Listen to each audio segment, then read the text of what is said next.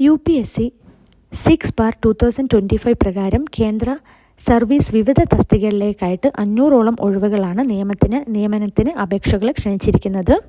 Scientific officer, legal officer, operation officer, mechanical, civil hydraulics officer, naval head ക്വാർട്ടേഴ്സിൽ 3 ഒഴിവുകളാണുള്ളത്.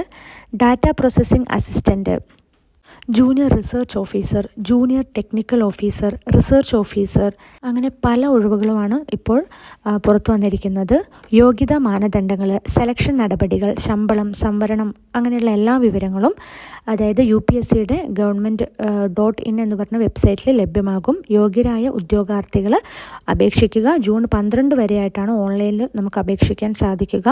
Print out June 13 എടുത്ത് റഫറൻസിനായിട്ട് കൈവശം കരുതാവുന്നതാണ്.